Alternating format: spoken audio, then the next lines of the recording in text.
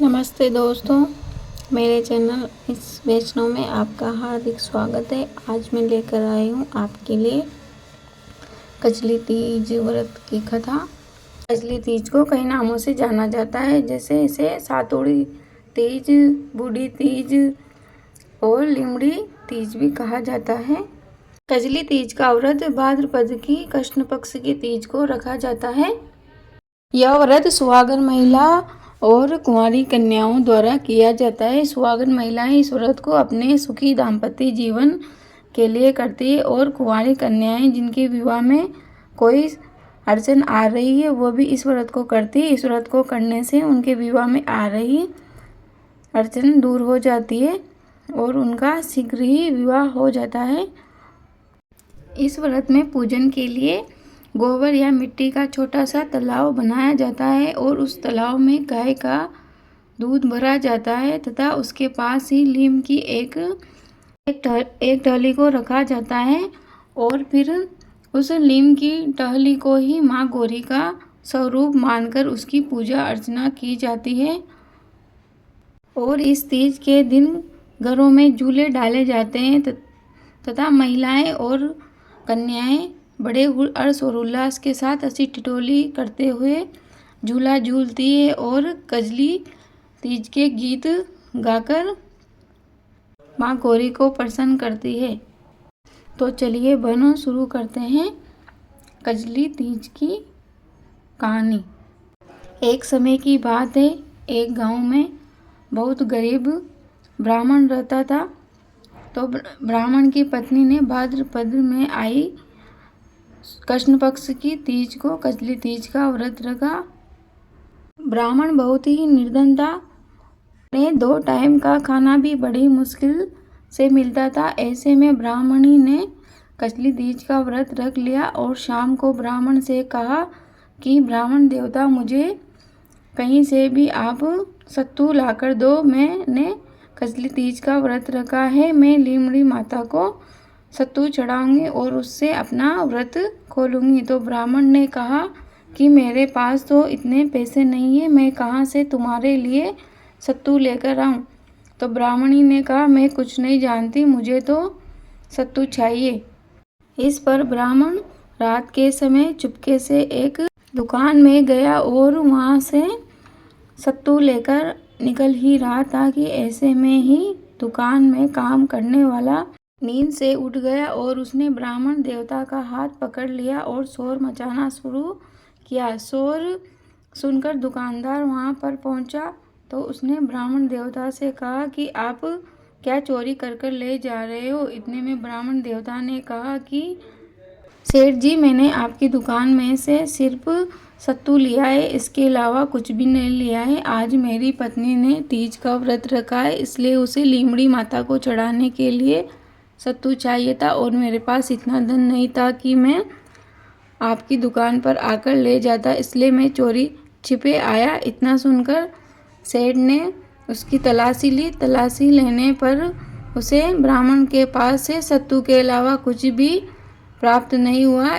ऐसा देखकर सेठ की आंखें नम हो गई और सेठ ने ब्राह्मण देवता से कहा कि आज से तुम्हारी पत्नी मेरी बहन है, मैं उसे बहन के रूप में स्वीकार करता हूँ, आप यह सत्तू भी ले जाइए।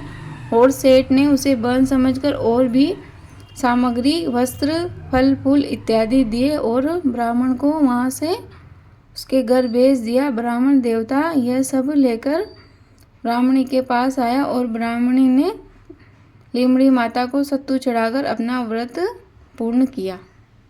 यह कहानी यहीं संपन्न होती है। बोले तीज माता की जय, बोले गौरी मैया की जय। कजली तीज की दूसरी कहानी। एक गांव में एक सेठ और सेठानी रहा करते थे। सेठ जी के विवाह को कई वर्ष हो गए थे, लेकिन उनके कोई संतान नहीं थी। इतने में सेठानी और सेठ जी बहुत परेशान थे। सेठानी ने कजली तीज का व्रत रखा और कजली माता से कहा कि हे माता, अगर आप मुझे पुत्र दे दोगी तो मैं आपको 1.25 किलो सत्तू अर्पण करूंगी। ऐसा कहकर सेठानी ने अपना कजली तीज का व्रत रख लिया और संकल्प ले लिया कि अगर आप मुझे पुत्र दे दोगे तो मैं आपको 1 किलो सत्तू अर्पण करूँगी। कजली तीज निकल गई। इसके 9 महीने बाद ही सेठानी के घर पुत्र का जन्म हुआ तो सेठानी और सेठ जी ने बहुत ही धूमधाम से सूरज पूजन किया और पूरी नगरी में 5 पकवान बनाकर सबको खाना खिलाया, लेकिन वह लीमड़ी माता को सत्तू चढ़ाना भूल गई। इस तरह से सेठानी के 7 पुत्र हुए और वह पुत्र जवान हो गए, लेकिन सेठानी ने अब तक लीमड़ी माता को सत्तू नहीं चढ़ाया था। बड़े बेटे के विवाह का समय आया। जैसे ही बड़े बेटे का विवाह हुआ तो विवाह होने के बाद पहली रात को ही बड़े बेटे को सर्प ने डस लिया और उसकी मृत्यु हो गई। इसी तरह दूसरे बेटे का भी विवाह होते ही मृत्यु हो गई। इस तरह से एक एक कर सेठानी के 6 बेटों की विवाह के समय ही मृत्यु हो गई। अब कुछ समय बाद उसका छोटा बेटा भी विवाह के लायक हो गया तो गांव के सब लोग कहने लगे कि आप इसका विवाह कब करोगे, इसकी विवाह के लायक उम्र हो गई है। दिन ब दिन इसकी उम्र ढल रही है, लेकिन सेठ जी और सेठानी के मन में डर था कि कहीं विवाह के पश्चात इसकी भी मृत्यु न हो जाए। पहले ही मैं 6 पुत्रों को खो चुकी हूँ, अब मैं इस इकलौते पुत्र को नहीं खोना चाहती। लेकिन गांव और समाज के लोगों के बातें सुनकर उनके कान पक गए थे, इसलिए उन्होंने फैसला किया कि हम सबसे छोटे बेटे का विवाह तो करेंगे, लेकिन कहीं दूसरे देश से कन्या वरकर लाएंगे। सेठ और सेठानी दूसरे देश में अपने पुत्र के लिए कन्या ढूंढने निकल पड़े। जैसे ही वह दूसरे देश में पहुंचे तो वहां पर कुछ कन्याएं खेल रही थी। वह मिट्टी का घर बनाकर उन्हें बार बार तोड़ रही थी। तो उन कन्याओं में एक कन्या थी जो मिट्टी का घर बनाने के बाद उसे तोड़ नहीं रही थी। तो उसकी सहेलियों ने कहा कि तुम यह घर क्यों नहीं तोड़ रही हो? तो उसने कहा, बड़ी मुश्किल से घर बनता है, मैं इसे नहीं तोड़ूंगी। यह सब देखकर सेठ और सेठानी को वह कन्या वहीं पसंद आ गई और उनके मन को भा गई कि हम इसी को ही अपने घर की बहू बनाएंगे। और यह मन में सोचकर वह उस कन्या के पीछे पीछे उसके घर चले गए और वहां पर उसके माता पिता से उसका अपने बेटे के लिए मांग लिया। तो उस कन्या के पिता ने हाँ कर दी और उन दोनों का विवाह बहुत रीति रिवाज के साथ संपन्न हुआ। वह बहू लेकर कहीं दूसरे देश में जाने वाले थे, इसलिए बहुत दिनों का समय लगता, इसलिए उस कन्या की माता ने सोचा कि रास्ते में कजली तीज आएगी तो यह अपना व्रत कैसे खोलेगी। तो उस कन्या की माता ने उस कन्या के साथ 1.25 किलो सत्तू सेक कर बांध दिया और कहा कि बेटा रास्ते में कहीं कजली तीज आए उसका व्रत रखना, और ये मैं तेरे साथ 1.25 किलो सत्तू बांध रही हूँ, इसका भोग लीमड़ी माता को लगा देना और अपना व्रत पूरे विधि विधान के साथ पूरा करना। ऐसे में बारात रवाना हो गई, कन्या विदा हो गई। चलते चलते उन्हें कई दिन हो गए और भाद्रपद की कृष्ण पक्ष की तीज आई। सेठानी की बहू ने तीज का व्रत रखा और सेठानी से कहा कि माँ जी गाड़ी रोक दीजिए, मुझे तीज माता का पूजन करना है, आज मेरे तीज माता का व्रत है। ऐसा कहकर उसने गाड़ी रुकवाई और वह नीचे उतर गई। वहाँ पर पास में नीम का पेड़ था, वहाँ जाकर बहू ने पूजा अर्चना की। जैसे ही वह बहू लीमड़ी माता के सत्तू चढ़ाने लगी तो लीमड़ी माता दूर हट गई और कहा कि मैं तेरा यह सत्तू स्वीकार नहीं करूँगी और तुझे आशीर्वाद भी नहीं दूंगी। इतने में बहू ने कहा कि हे तीज माता, मुझसे क्या भूल हो गई है, आप ऐसा क्यों बोल रही हो?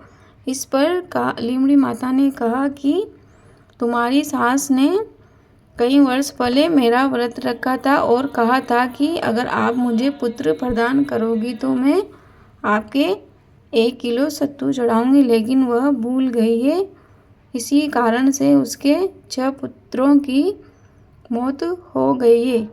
यह सुनकर बहू ने लीमड़ी माता से कहा कि मैं अपनी सासू माँ से बोल दूंगी, वह आपको 1 किलो सत्तू चढ़ा देंगी, लेकिन आप मेरे 6 जेठों को मेरी सासू माँ को वापस कर दो। इतना कहकर वह क्षमा याचना मांगने लगी। इतने में लीमड़ी माता ने कहा कि ठीक है।